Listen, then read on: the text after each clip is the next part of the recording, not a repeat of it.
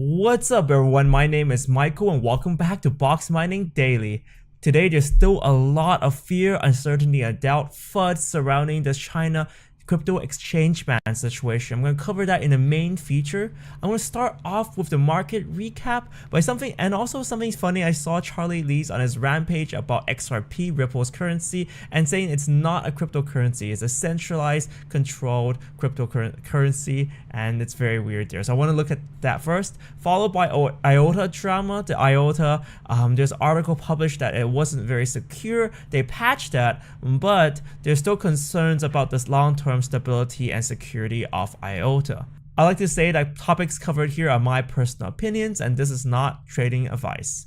Let's start off with the cryptocurrency market cap first of all. So we have this market kind of wobbling a bit after the fall from yesterday. So yesterday, around 24 hours ago, there was a news article posted on China saying that there's potentially a cryptocurrency exchange ban. So that caused a huge drop in the cryptocurrency market, followed by a slight increase. Right now, we see it wobble, just sideways trading right now. People are still trying to understand the rumor, and there's still a lot of confusion and FUD in the market. So we saw Bitcoin dropping by 2%, we have Ethereum 2%, Bitcoin Cash 8%. So overall, there's a slight drop on the weekend, but not as bad as yesterday, depending on where you take the point. So that's what's happening on the cryptocurrency exchange right now. We do have ARK increasing, quite interesting, 17% there, and we have Cloak Coin increasing as well. So there's some rare coins that seem to be increasing in value quite a bit, but overall, there's a slight decrease. We have market cap 147 billion US dollars, which is still quite high considering, recently we had these two major FUD events on the market. I'm going to talk about that later, but first let's talk about something funny. Charlie Lee's on his rampage because R3 is suing Ripple, the company behind the XRP.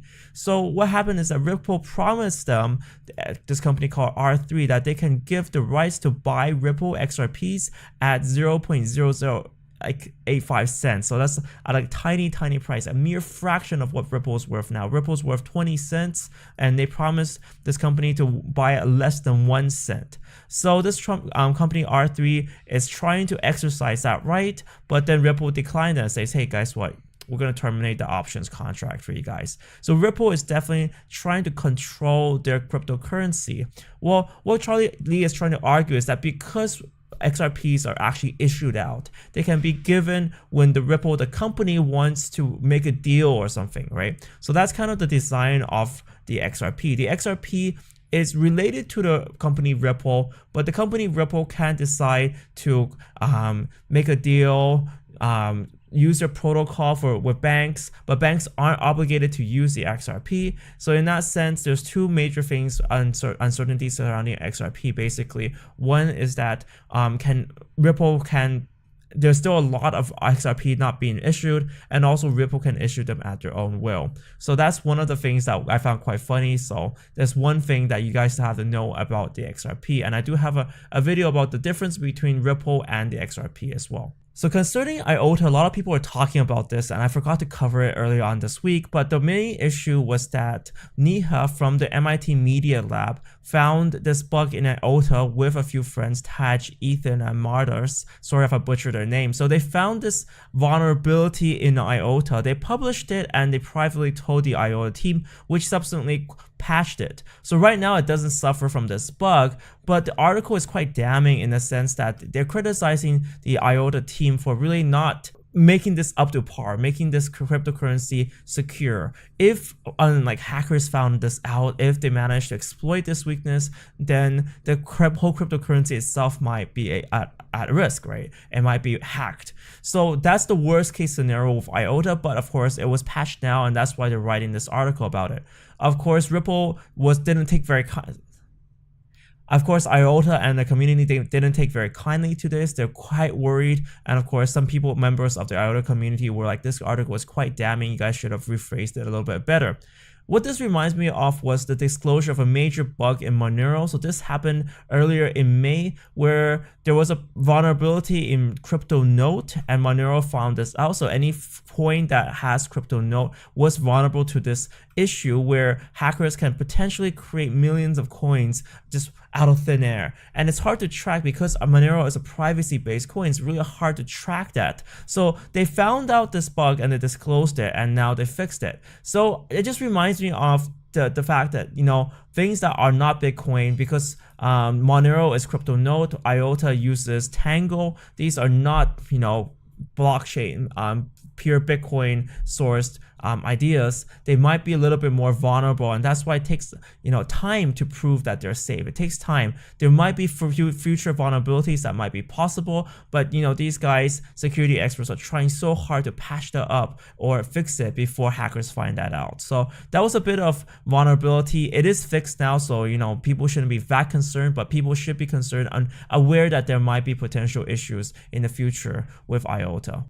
So now let's talk about the key topic of the day. I had a live show to cover this, but I really want to summarize the main points of this China exchange ban rumor.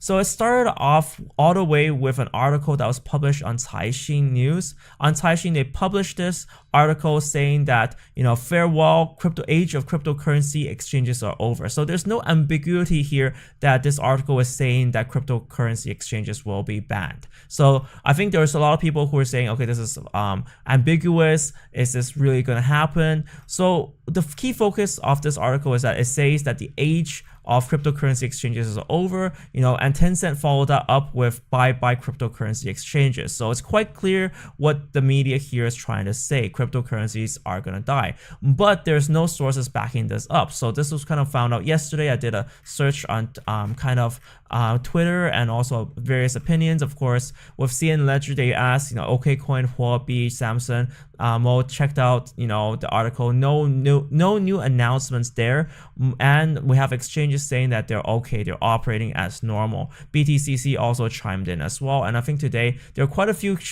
more exchanges just reporting that they're okay. Now nothing's really shut down.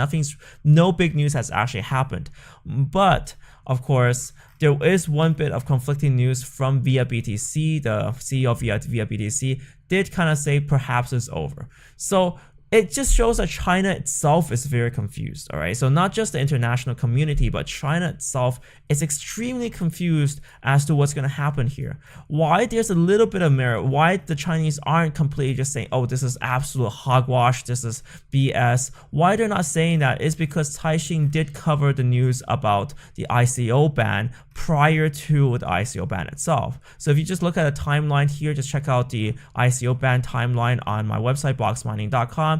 You see Caixin published an article on September 2nd, just before September 4th, when the news was announced. So there's this little bit of credibility in Caixin. They're not state sponsored, but the article that was written is very damning. So that's why the Chinese themselves are quite concerned about this. And in fact, there was another article on ABTC trying to reaffirm this. So seems like the media, at least the junior media here, are definitely taking this quite seriously, and there's a big concern over this issue.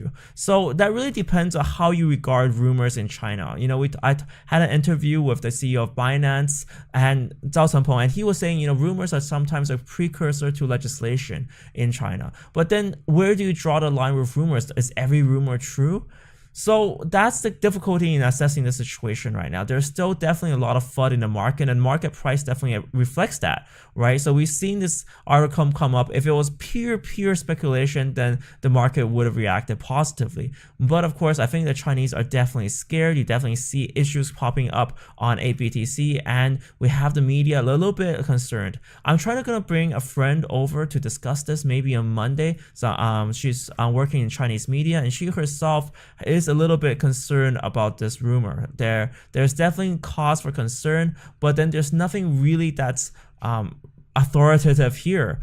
We pretty much have to wait until maybe Monday or Tuesday to see if the government reacts. Of course, one thing to just fill you guys in, and want to leave this on a happier note. You know, these exchanges are definitely saying that they're okay, and there's no communication between, or not no communication, but no directives from Chinese regulators. So BTCC, Huobi, OKCoin, you know, they all said that they're okay and they haven't received anything. And this is a contrast to the ICO event. So also with ICOs, ICO Info and ICO Exchange stopped trading before the official announcement, right? So they were in contact. They were definitely communicating with the government, and hence, winks were definitely given in this respect. So here they have come out and explicitly said, BTCC came out explicitly said, hey, we are okay. We haven't received anything. So right now there's less credibility to that rumor. There's much less credibility to that rumor,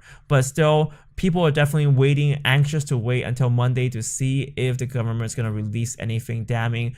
It's possible that the government might stop exchanges for a while. That's a possibility. I mean, we had this before. The Chinese government did target exchanges. They were talking about anti-money laundering, AML, and know your customer, KYC, and they implemented these changes, and the exchanges continue to operate as normal. So that did happen in the past. It might be possible that the government is targeting smaller exchanges. There was one exchange that just shut down and ran away with everyone's money. So the government might potentially stop exchanges and issue out licenses. And of course, the big exchanges stand on advantage here. That's a possibility that's coming up. So that's maybe possible, but we do know that China wants to stay in the front of the blockchain race. Every country is trying to join blockchain. So it seems like they don't want to stifle innovation, and by shutting down exchanges completely, that's definitely going to stifle a lot of innovation. So that's my take on the issue.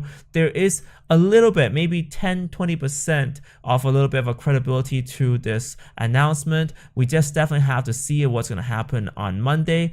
And a lot of people are angry at this, and I see it's rightfully so. The Chinese definitely caused 2 FUD events over the past 2 weeks, and it's pretty nasty, honestly. There is this understanding that the Chinese government does fluctuate in their opinions a little bit, and there's various departments fighting over things, and unfortunately you just have to put up with it. And it's just quite unfortunate that China plays a huge role currently in the sense of mining and cryptocurrency exchanges, just holding cryptocurrency. They do hold a lot of cryptocurrencies over there, and that's why there's a lot of control in the market. And eventually in the future, we definitely see that China's not the only country in the world. It's not the end of cryptocurrencies. Even if the China bans cryptocurrencies outright, there's so many countries using it, and Chinese people continue using it because there's things like VPN and satellite ways of actually using cryptocurrency. So it's very, very difficult to ban a decentralized system. In fact, it's almost impossible. Guys, thank you so much for watching this show. My 50K subscriber giveaway is coming up tomorrow. So if you guys want to take part in that, I'm going to start drawing names. Do sign up for the newsletter. Just put it on here. If you sign up to the newsletter, you're automatically entered into the 50K subscriber giveaway. I'm going to give away portion of the Dash. We got one Decred sponsored by the Decred Assembly, some Litecoin sponsored by some of my viewers here, and also Blockcat donation. Blockcat, there's a Blockcat fan that donated a little bit of Blockcat tokens. So yeah, I'm looking for donations. If you guys are looking to donate to help out and just give away your favorite coin, I'll definitely add you to the list. Just contact me on Slack. The Slack channel is on about. Just click the Slack channel, I can join, and we have a cool time and chill out over there. Guys, thank you guys so much for watching this episode. Remember to subscribe, hit that like button, and hit that notification squad button. I have a live show with Ivan on Tech tomorrow, so I hope you guys can tune into that as well. Thank you guys so much for watching. See you next time.